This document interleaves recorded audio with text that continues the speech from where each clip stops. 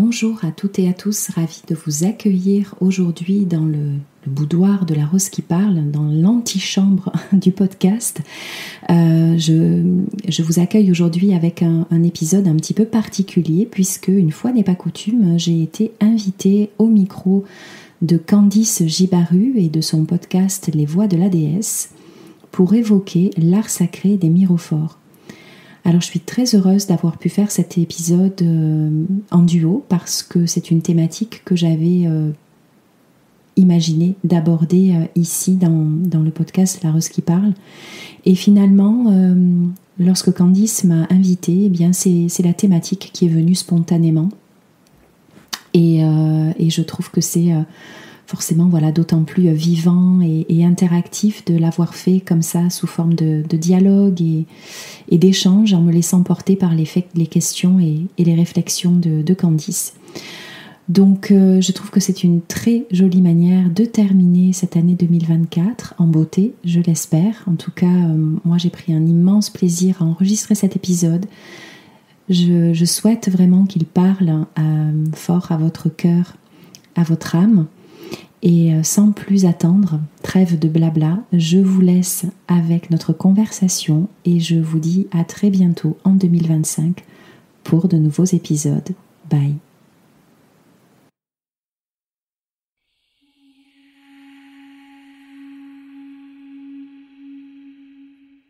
Entre ciel et terre, nous nous tenons, forgés par l'alchimie des éléments, ancrés dans l'instant, ici et maintenant.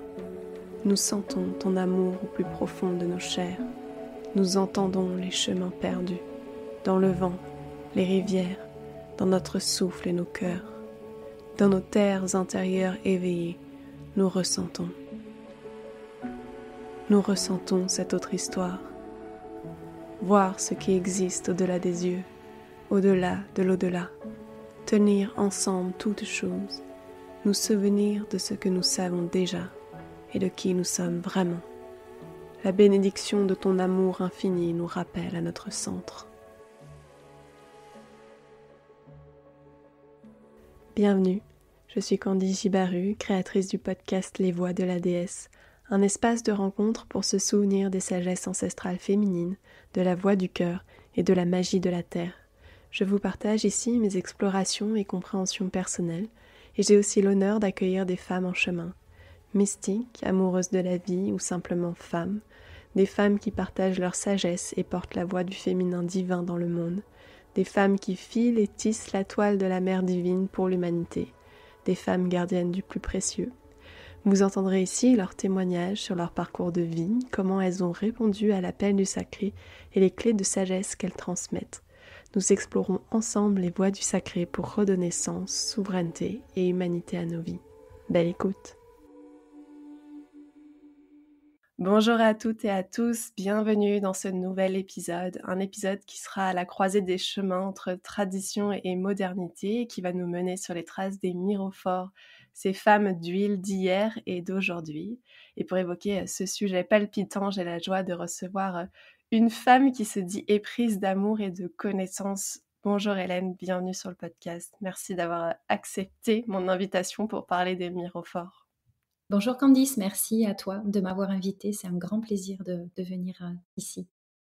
Alors tu es thérapeute psychocorporelle, prêtresse de la rose et mirophore, bien sûr, initiée à l'art des onctions et à la médecine de cette huile dont on va longuement parler pendant notre épisode d'ensemble. Et tu dis, et tu aimes dire, et je trouve ça très beau, que tu t'inscris dans cette lignée de la rose qui est vivante et constamment renouvelée. Et j'ai envie de commencer un peu par ça, avant de plonger dans cette coulée d'huile des mirophores, de savoir qu'est-ce que ça représente pour toi, cette lignée de la rose. Waouh, alors vaste question, tu as 2 heures. Qu'est-ce que ça représente? Déjà pour moi, j'en parle souvent, mais je crois que la lignée de la rose, donc c'est avant tout une lignée spirituelle. Une lignée spirituelle, qui, a pour, grande œuvre de, réconcilier, je dirais, les énergies, féminines et masculines. qui, depuis fort longtemps, sont en conflit, que ce soit en nous ou à l'extérieur de nous. Et pour moi, c'est une manifestation, je dirais, de ce qu'on pourrait appeler la tradition primordiale. En tout cas, c'est comme ça que je la comprends. Parce que, c'est une lignée spirituelle qui, pour moi, a une vocation, d'universalité et qui englobe, de nombreuses sagesses, de nombreuses traditions, au sein de laquelle on peut aussi, quand même retrouver des marqueurs très spécifiques. Parce que, à mon sens, la lignée de la rose a quand même des caractéristiques, bien précises, où évidemment il y a, ce lien avec, je dirais, le divin féminin, la mère divine à travers la vibration vénusienne. Parce que moi je conçois vraiment, la rose comme, une fréquence vénusienne et puis il y a aussi un aspect, je dirais, de qu'on pourrait appeler de chevalerie spirituelle parce qu'il y a des qualités de noblesse de cœur, je trouve, d'engagement, de rectitude, hem, très très fortes, très puissantes.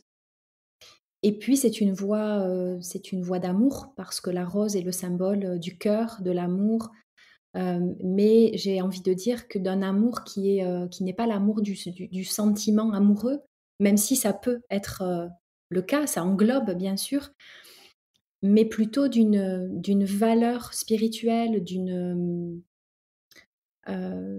exigence parce que pour le coup, je trouve que l'amour, c'est quelque chose de très exigeant quand on l'embrasse dans cette vision-là et qui nous demande beaucoup d'alignement, beaucoup de vérité, vérité, envers soi-même et envers les autres. Donc il y aurait encore, je pense, des millions de choses à dire sur la lignée de la rose, mais bon, pour résumer, c'est ce qui me vient, là, tout de suite. Oui, et c'est intéressant, je trouve, de voir, comment cette lignée s'inscrit parce que pour moi aussi, elle est un peu souterraine et commune à plein de traditions et de sagesses, du monde.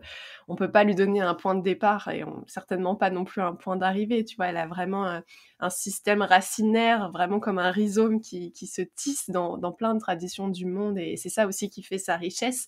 Mais c'est vrai que pour moi, c'est intéressant d'avoir ton ressenti sur ça parce que j'ai l'impression que c'est aussi un peu le point de départ de ce qui a, nourri ton amour pour les mirophores et de cette voix des mirophores dont on va parler. Mmh mh. Ouais, tout à fait.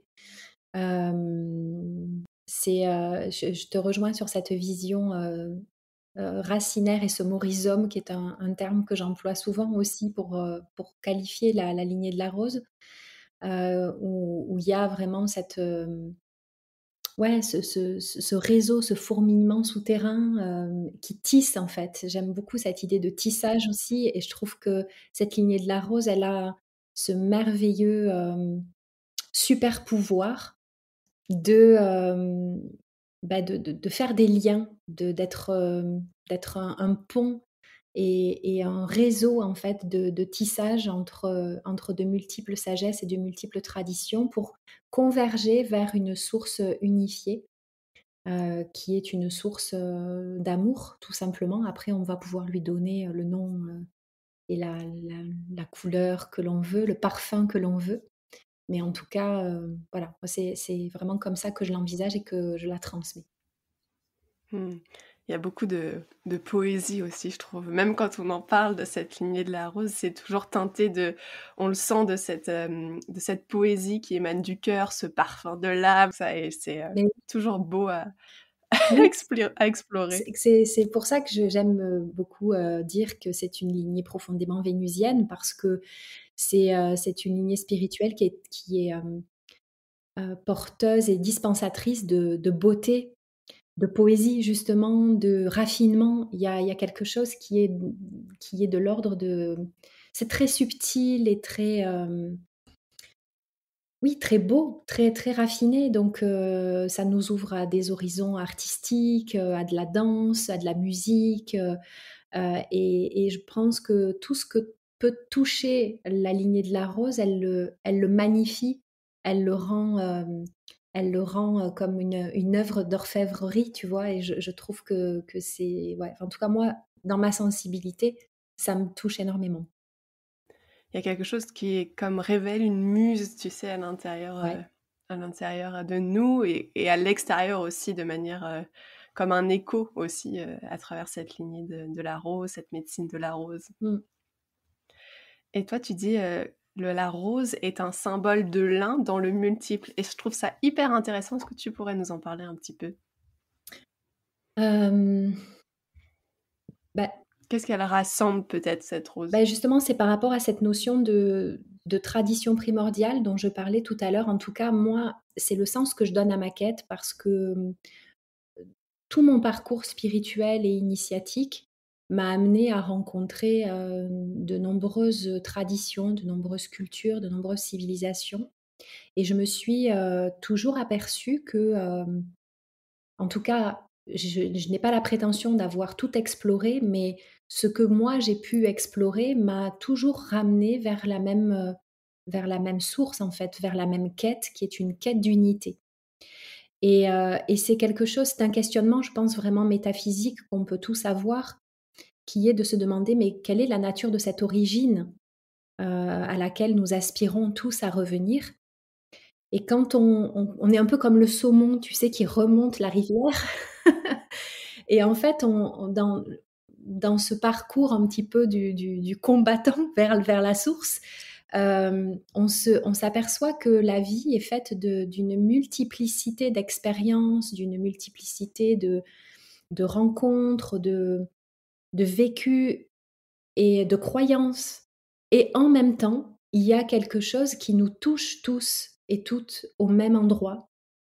Et je crois qu'en fait, ce qui me touche là-dedans, c'est que ça correspond aussi à ma manière de fonctionner, qui est j'ai souvent parlé ces derniers mois de mon caractère un peu multipotentiel, c'est-à-dire que j'ai ce caractère à m'intéresser à énormément de choses et qui parfois a pu me donner l'impression d'être quelqu'un de dispersé.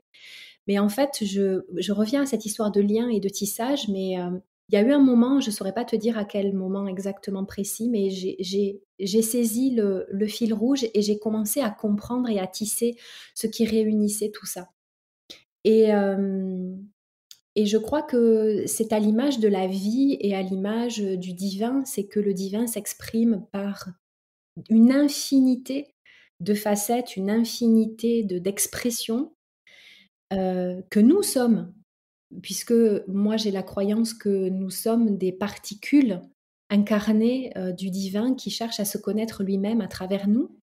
Et donc c'est un voyage qui nous fait explorer des, des, des, des expériences, des rencontres, des situations qui sont diverses, mais qui sont toutes sous-tendues par le même noyau essentiel au fond.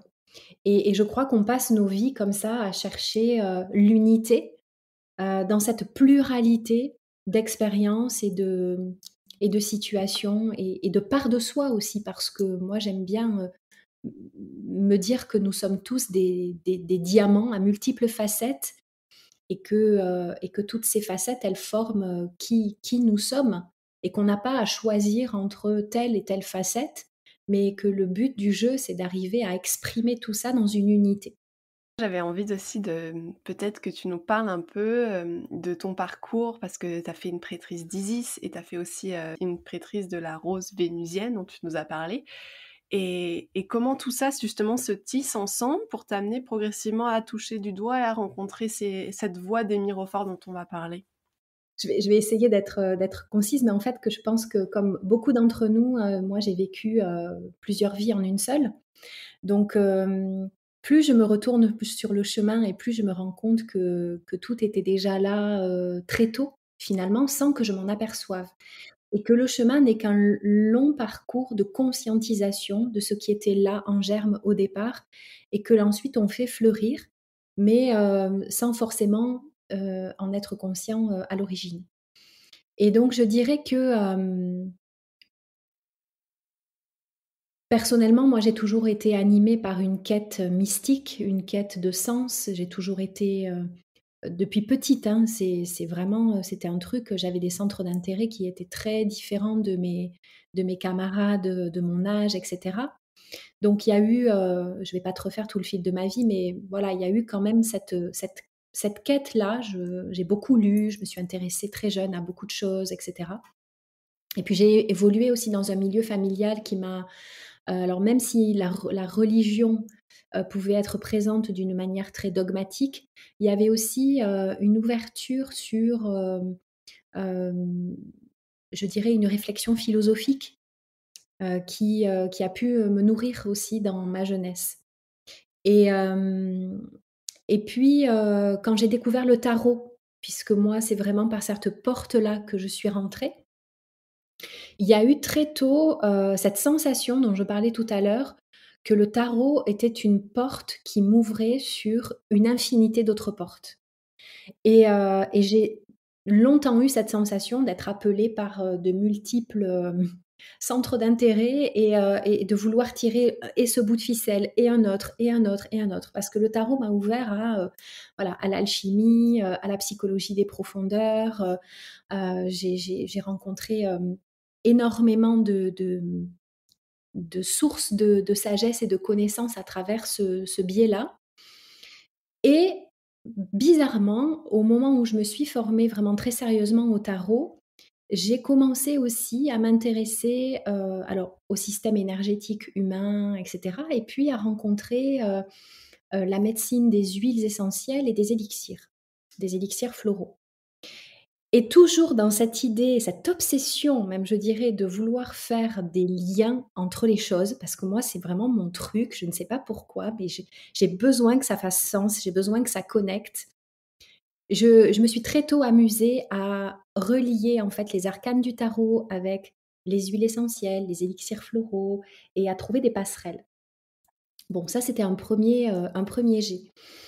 Et puis, quand, j'ai été, appelée littéralement par, la voix égyptienne et la déesse Isis, alors ça m'est tombé dessus aussi, c'était en 2018. Je pense que comme beaucoup de personnes aussi qui sont, intéressées par une voie spirituelle, l'Égypte, reste, un terreau, très fertile et puis une source de fascination. Donc moi j'avais cette fascination-là très forte.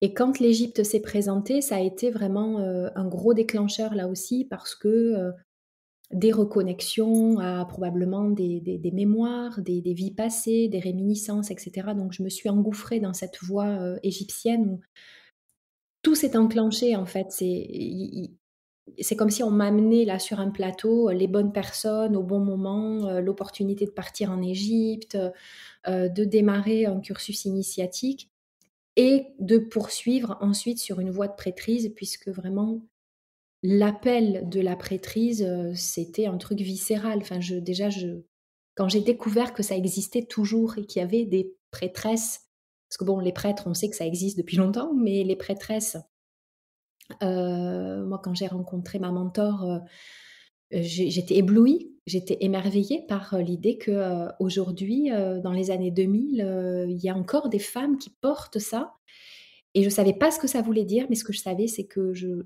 j'étais ça et que je voulais le redécouvrir. Donc ça a été un 1er jet et puis, dans le même espace-temps, en fait, j'ai été percutée par, encore plus fort par cette voix de la rose et par Marie-Madeleine qui là, j'ai entamé un autre parcours de prêtrise en parallèle sur la voie de la rose tantrique, où là, il y a eu, cette voix du corps. Cette voix du corps, ce retour au corps, ce retour à mon féminin qui avait besoin de de s'exprimer et de guérir aussi. Il y avait, comme beaucoup de femmes, de toute façon, beaucoup de blessures et de questionnements et le besoin de réinvestir en fait mon corps de femme, de me réapproprier, ma sexualité, de voilà.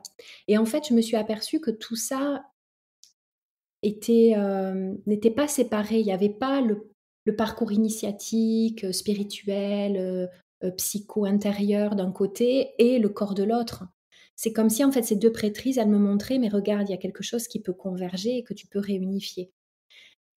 Et c'est pour ça que la figure de Marie-Madeleine a toujours été une figure emblématique et une figure phare pour moi dans ma psyché, comme un guide, comme un double intérieur en fait auquel je pouvais m'identifier, parce que plus je découvrais son histoire, plus je découvrais aussi ce qui lui est arrivé en termes d'invisibilisation et voilà, plus je comprenais en fait ce que j'étais en train d'exhumer à l'intérieur de moi. Et ces deux facettes de moi que j'essayais aussi de réconcilier, qui étaient à la fois l'enseignante.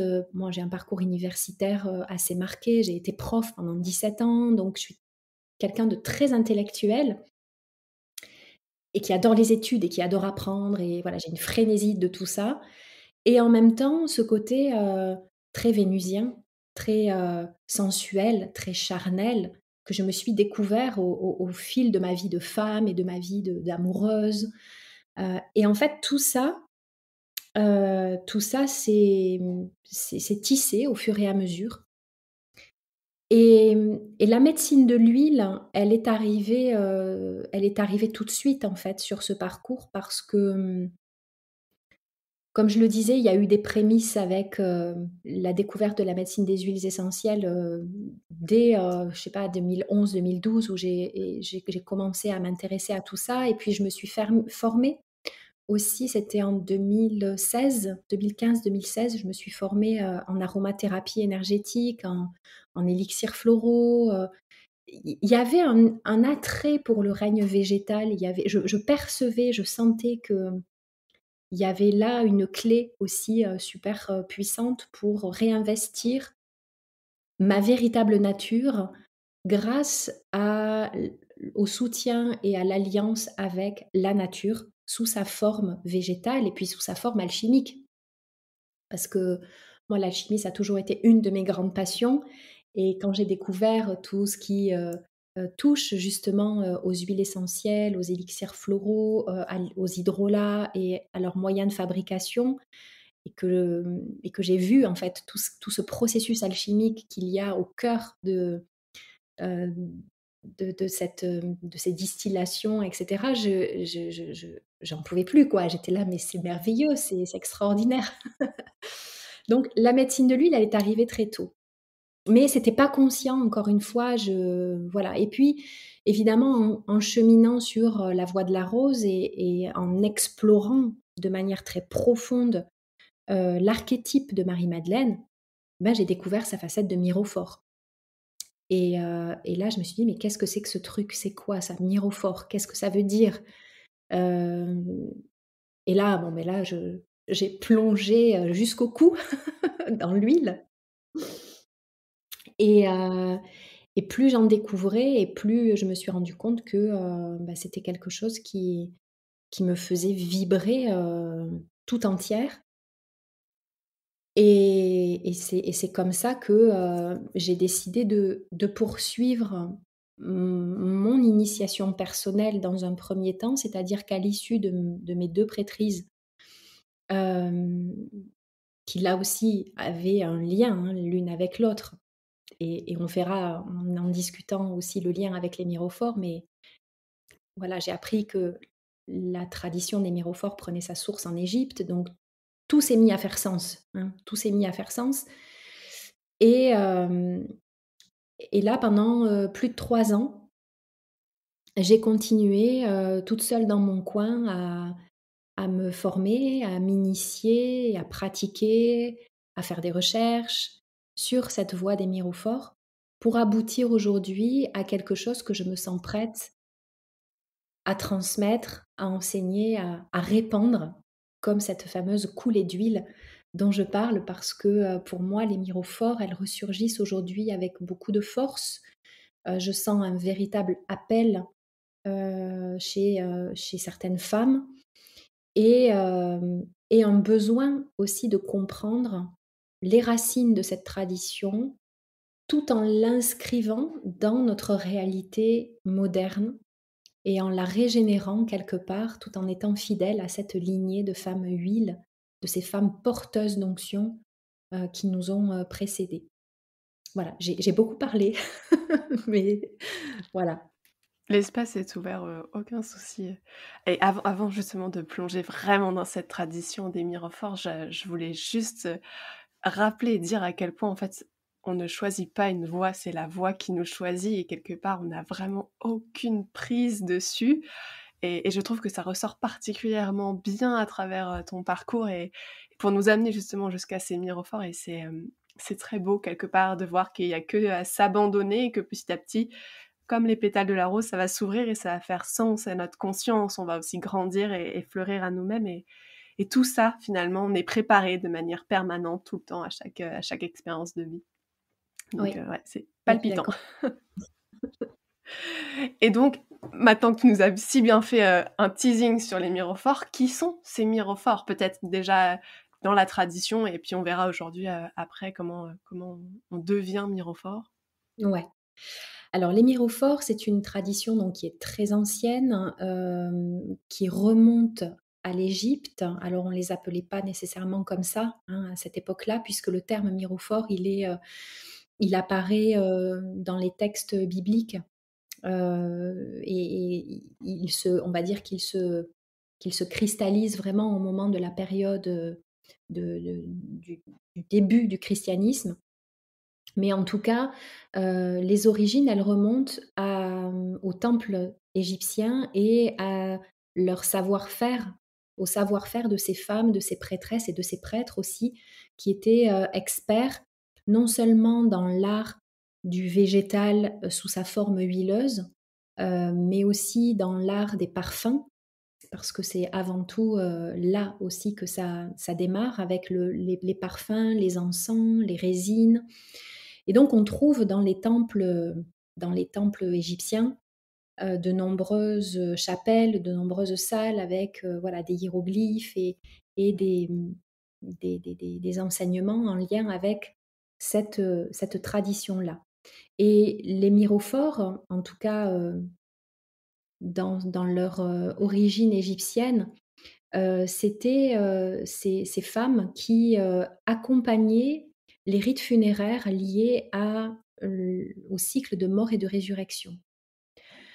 Donc on voit déjà le germe, très ancien et très profond en lien avec cette thématique de la résurrection qui est plantée à ce moment-là, dans cet espace-temps particulier qui est, la civilisation égyptienne et qui va continuer à se transmettre jusqu'à prendre vraiment, toute son ampleur et son apogée, je dirais, avec la figure de Marie-Madeleine et la résurrection du Christ. Et à partir de là, alors Marie-Madeleine n'était pas seule, hein, elle était entourée d'autres femmes qu'on appelait donc les Maries, les autres mirophores qui ont accompagné Yeshua au tombeau, qui ont préparé son corps et qui ont, œuvré à, ce processus de résurrection via cet art, très particulier, très subtil, de l'onction. Et on trouve des traces dans les textes, dans les évangiles de, voilà, à différents moments, alors dans le Nouveau Testament, il y a tous ces épisodes de l'onction avec Marie-Madeleine et le nard et cetera, le flacon de parfum qu'elle répand sur, les pieds de Yeshua. Mais dans l'Ancien Testament, on trouve aussi déjà beaucoup de références à l'huile et à l'onction, heu, dans sa fonction d'intronisation, des rois, des prêtres et de sacralisation. Voilà. Donc c'est quand même, quelque chose qui, s'est, transmis depuis les rives du Nil, et même de Babylone, Sumer, de Mésopotamie aux rives du Jourdain et qui ensuite est remonté via, d'autres mouvements, sur tout le pourtour méditerranéen et qu'on a retrouvé, aussi, dans d'autres traditions comme chez les Celtes aussi où l'huile pouvait être, très présente. Je pense que ça s'inscrit vraiment dans un contexte, antique où l'huile l'huile d'olive, hein, parce qu'on va parler d'huile d'olive, je pense, bien dans sûr. l'Antiquité, Oui. a une présence très, très importante, que ce soit dans le quotidien, donc dans le profane, ou Mmh. effectivement dans le religieux et le sacré. Et c'est dans ce contexte-là, un peu dans ce bain d'huile-là, que j'ai envie de dire, que viennent s'inscrire ces femmes, à mon sens, hein, c'est toi qui es la plus Ouais, experte sur ce sujet. Mais c'est voilà, je exact. pense qu'effectivement, c'est quelque chose que nous, aujourd'hui, on connaît plus du tout, parce que l'huile, on l'utilise pour la cuisson principalement et très peu en application corporelle, et cetera. Mais c'est vrai que les traditions et les civilisations antiques, notamment en Proche-Orient ancien, Égypte, comme tu dis, voire même jusqu'en Orient et en Inde, l'huile, c'était l'ingrédient de la vie quotidienne, profane ou sacrée. Bien sûr. Ouais, ouais, et ce qui va faire la différence entre une huile, d'olive, dont on va se servir pour faire la cuisine, par exemple, ou tout autre usage, domestique, et une huile d'onction, et bien, ça va être, justement, toute l'approche, sacramentelle, en fait, qu'il y a autour, la consécration, les prières, et tout le cadre, en fait, qui va, intervenir autour de son utilisation. Et du coup, est-ce que tu sais comment étaient, formés ces myrophores? Par qui, peut-être où? Et pour apprendre justement cet art de créer des onctions et de faire de cette huile qu'on pourrait qualifier plutôt de quelque chose d'un produit quotidien, quelque chose véritablement de sacré? Alors, où est-ce qu'elles étaient formées? Elles étaient formées dans les temples, ça me paraît assez clair.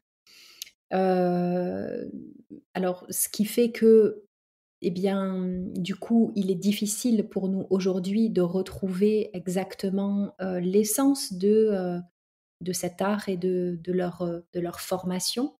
Mais il y a des gestes, il y a, des savoirs et surtout une approche, une conception du monde, une conception de la relation au végétal qui nous a été transmise et qu'on peut reconstituer. Du coup, c'est ce qu'on se disait quand on préparait cet épisode où je te disais qu'il y a une approche un peu presque reconstructionniste autour de cet art des myrophores parce que malheureusement, nous n'avons pas retrouvé de manuel de la myrophore ou de, tu vois, de formation, comme ça pour qu'on puisse se dire: «Ben voilà, elle faisait comme ci et comme ça». C'est vraiment quelque chose qui s'est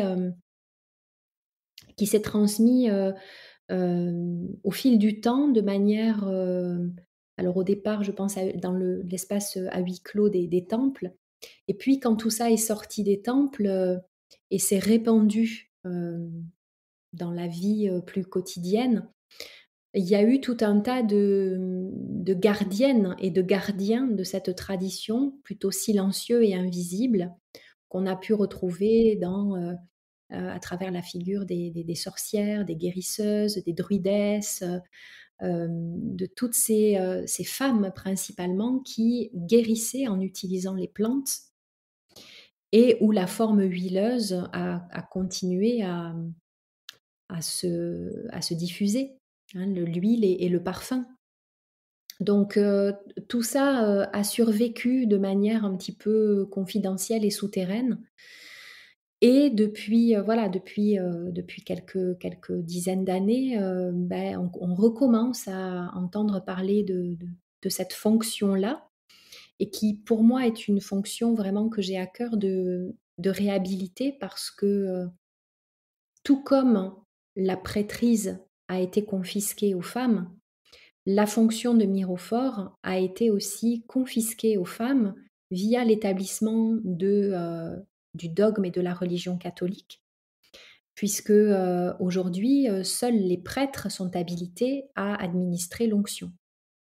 Or, dans les temps anciens, ce sont les femmes qui, performaient en fait ces rites et qui, alors les femmes pas exclusivement, mais en tout cas qui avaient un lien, j'ai envie de dire, intime et intrinsèque à l'huile et à l'onction, du fait de leur corps et de leur physiologie.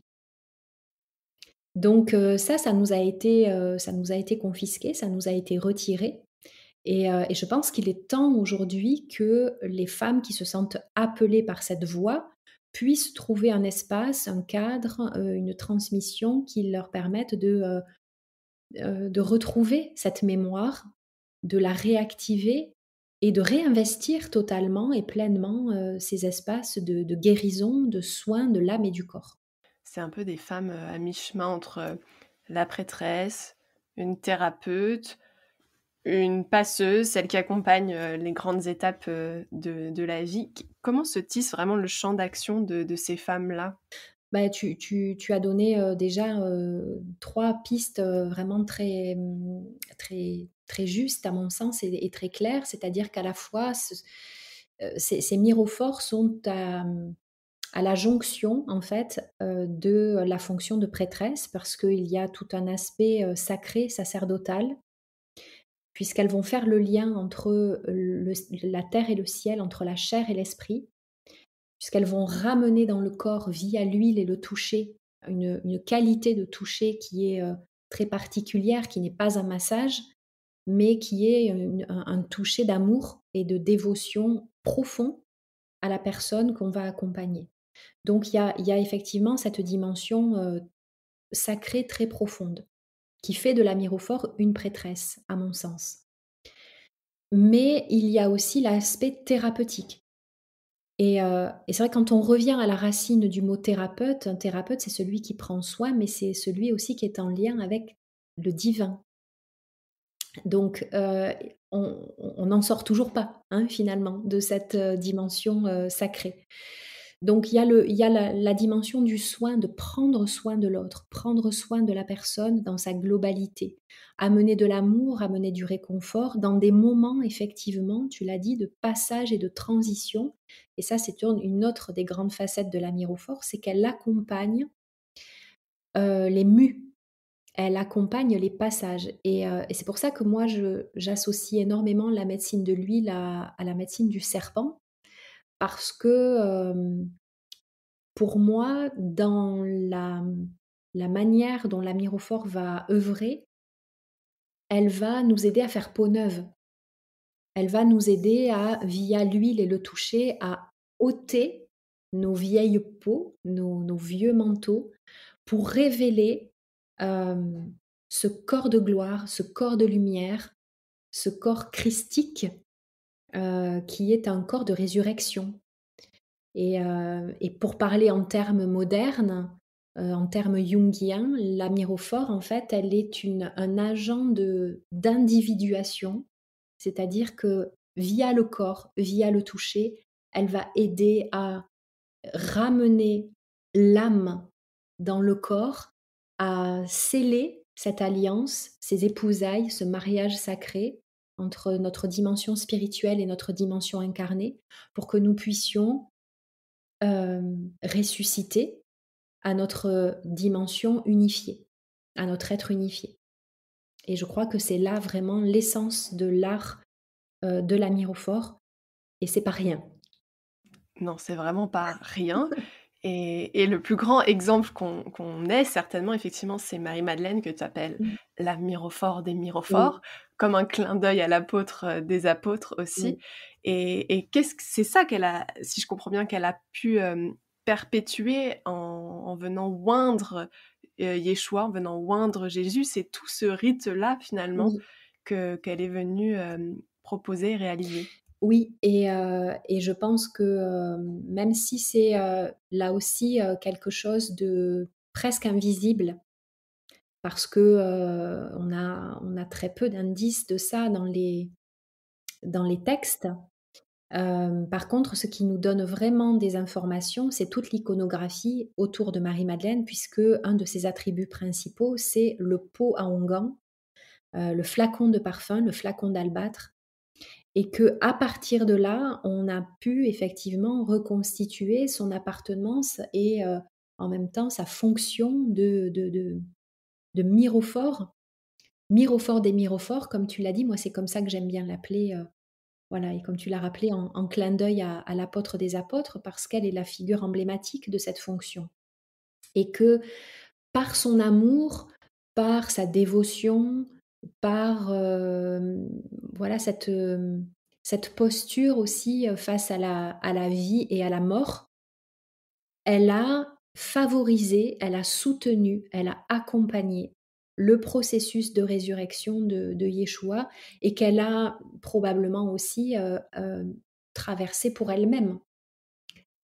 Puisque moi, je considère vraiment Marie-Madeleine comme une expression christique au même titre que Yeshua, puisque on sait aujourd'hui que Christ n'est pas le nom de famille de Jésus, mais c'est bien le, comment dirais-je, c'est un titre honorifique, en fait, c'est un état de conscience.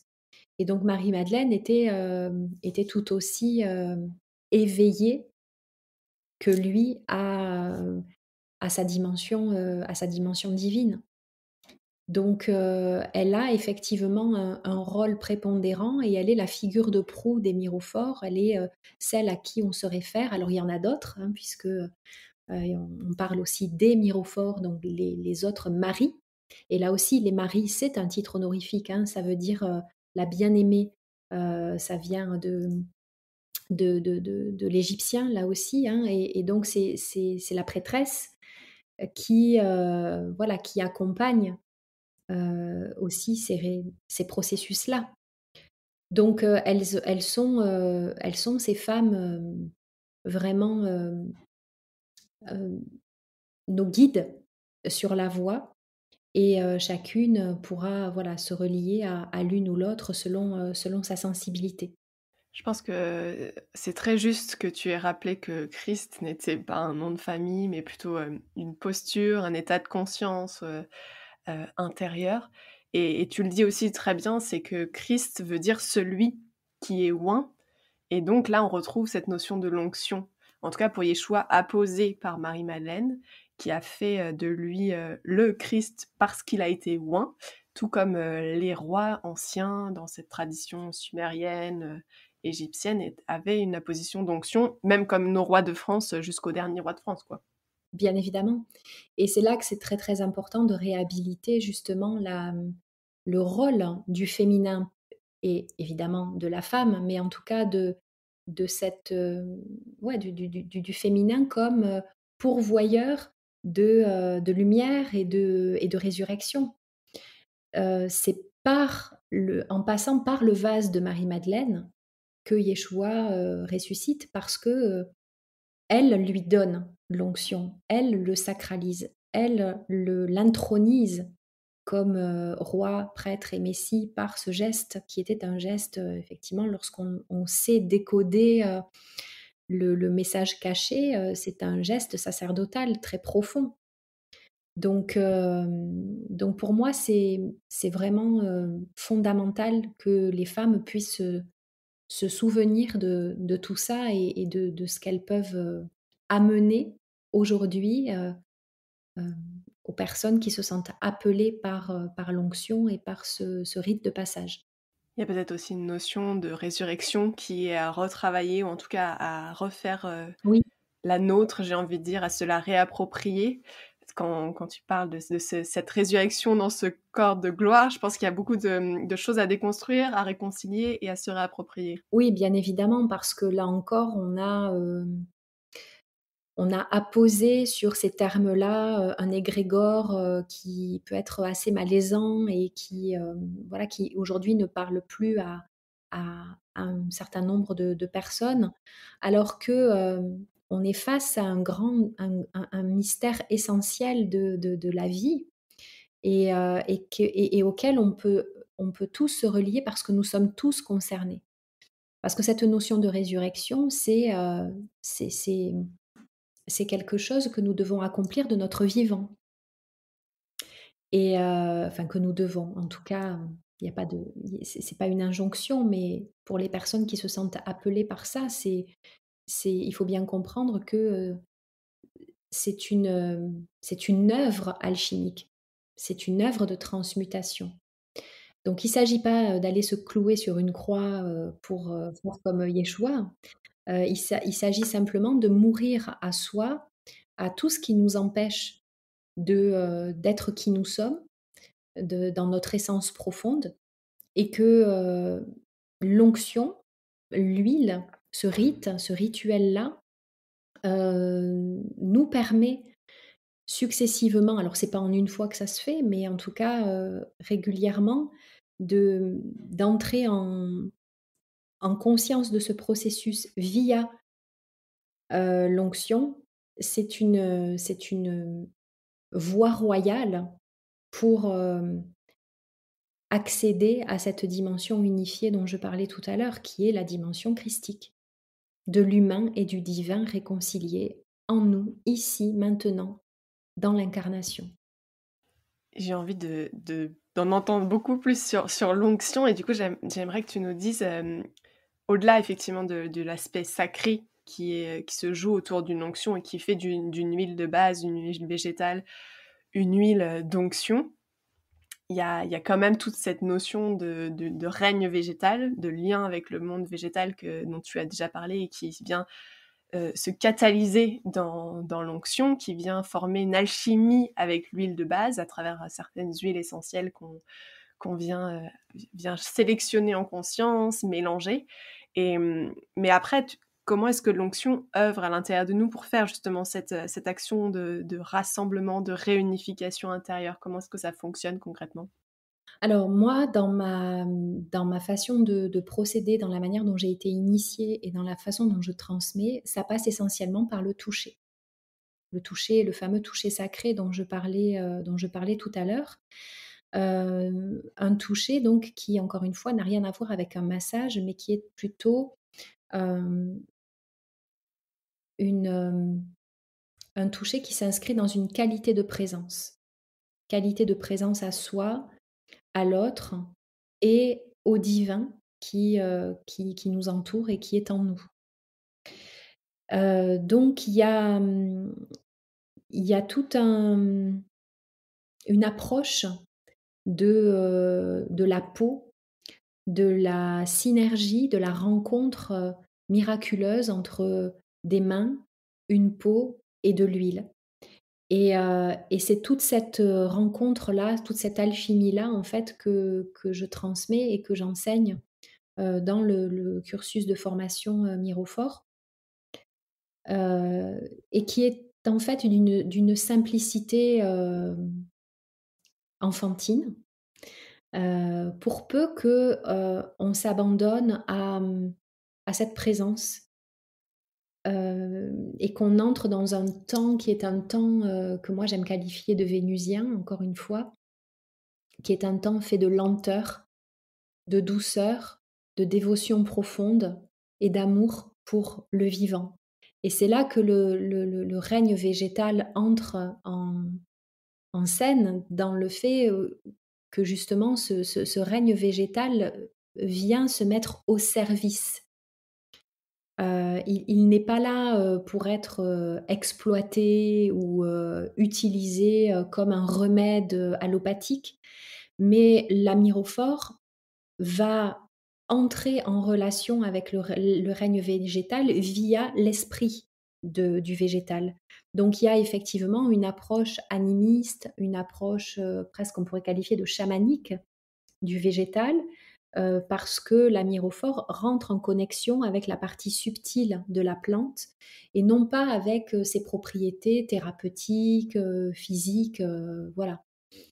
Donc il y a toute cette connaissance, ce socle de connaissances qu'elle va devoir développer en même temps que elle va devoir se vider.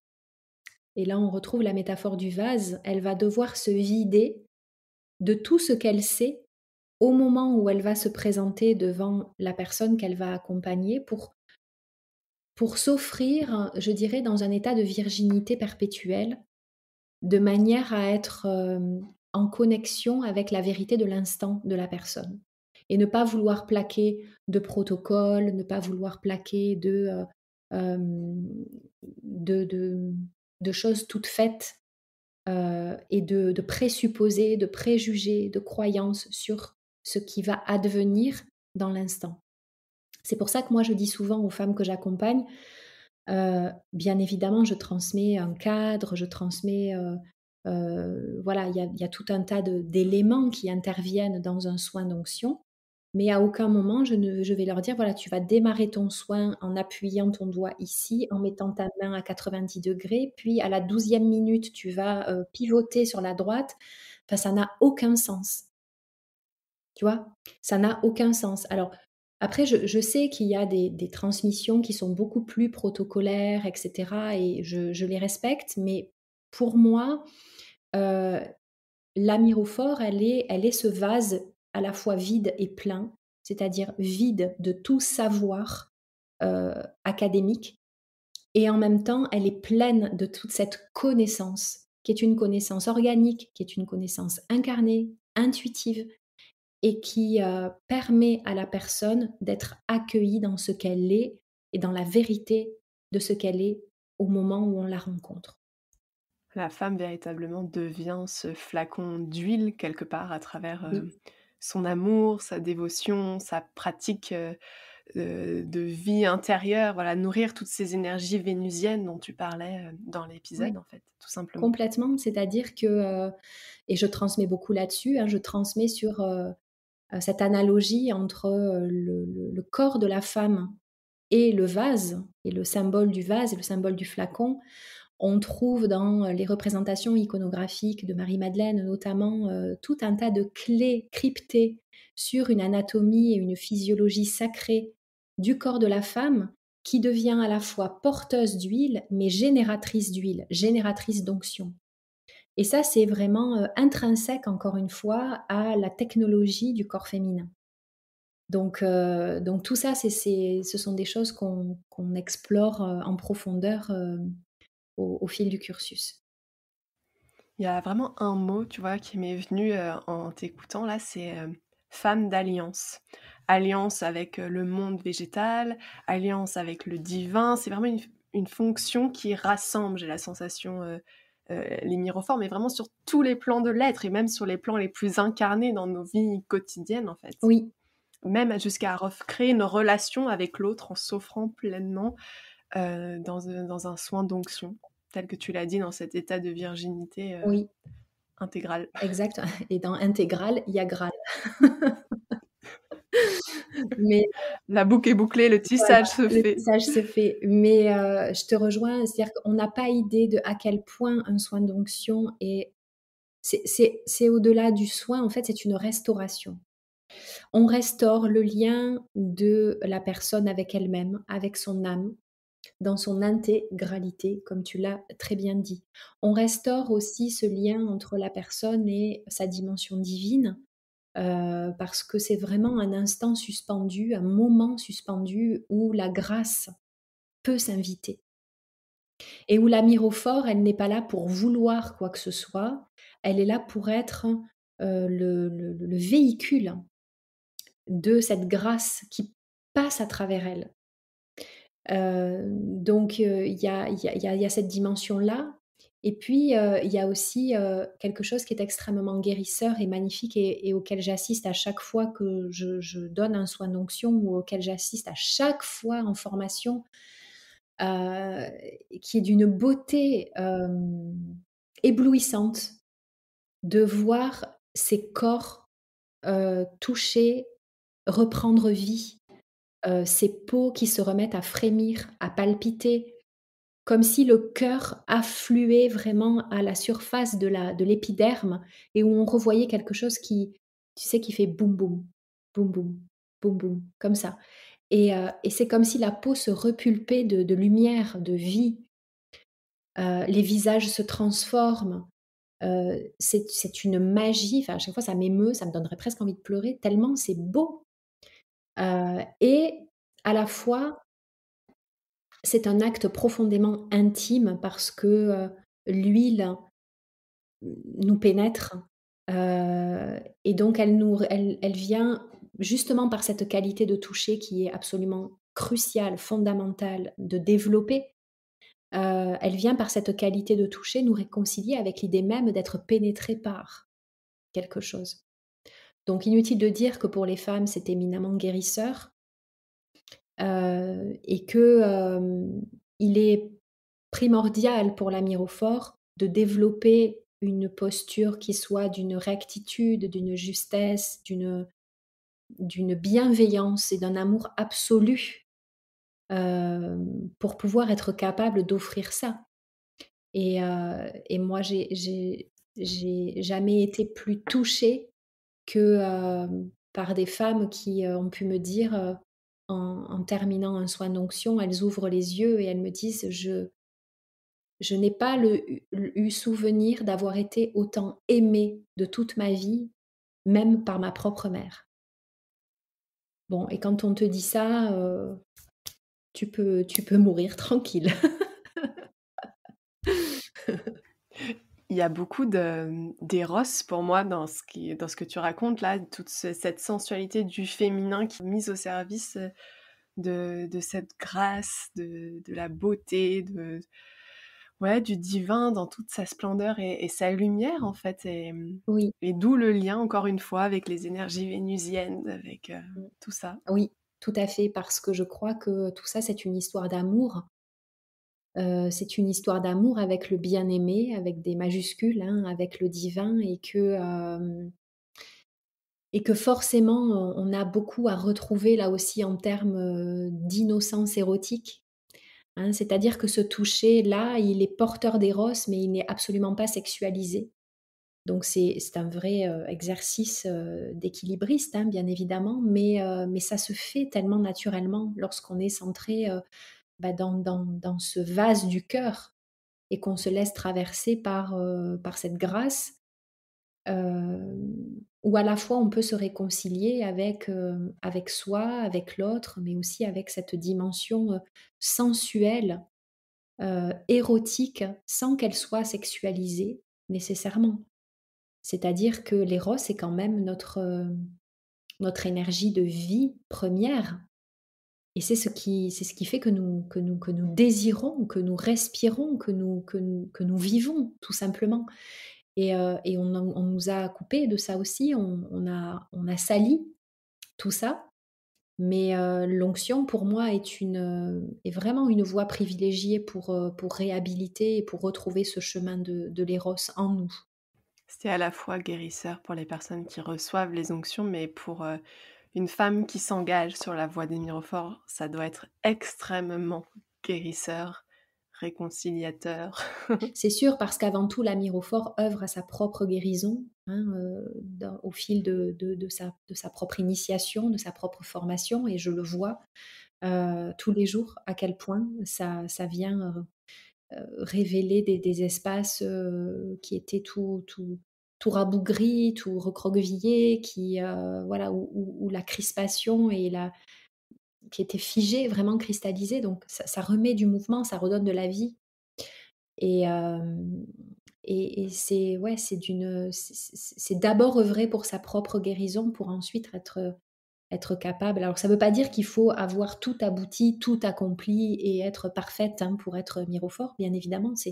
C'est un processus qui est en perpétuel raffinement, plus que de se dire qu'il faut travailler, travailler, travailler sur soi. Moi, j'aime plutôt parler de raffiner le processus et d'aller toujours plus dans le subtil, tu vois, dans l'orfèvrerie du truc. Mais en tout cas, oui, c'est une source d'épanouissement. Ça apporte tellement de beauté et d'amour, déjà pour soi, qu'après on n'a qu'une envie, c'est de répandre le flacon et de et de faire couler l'huile. Je trouve qu'il y a vraiment une dimension qui, moi, me touche particulièrement, avec les miroirs, c'est qu'on comprend vraiment que les mains sont l'extension du cœur et même physiquement, biologiquement, on le voit dans notre anatomie, on le sent, mais ça prend une autre dimension avec ces miroirs où tout ce qui part du cœur vient ruisseler le long de nos bras jusqu'à nos mains et là, on sent que chaque geste n'est pas anodin et peut être porteur d'une dimension subtile, une dimension sacrée, une dimension de guérison extrêmement puissante dont on n'a pas conscience, le plus souvent, mais qui pourtant est là et ça se ressent dans chaque geste, chaque poignée de main, chaque personne qu'on vient toucher dans notre journée, embrasser, et là, c'est voilà, la frontière se fait très subtile avec la myrophore pour moi entre ce qui est profane et ce qui peut prendre, une dimension sacrée, ce qui est terrestre et incarné, ce qui est subtil et invisible. Tout ça se rassemble et en fait, c'est qu'une posture, qu'une vision, un retournement intérieur qui peut se faire en un claquement de doigts et là aussi, la vie prend toute une autre dimension, avec cette vision-là, je trouve.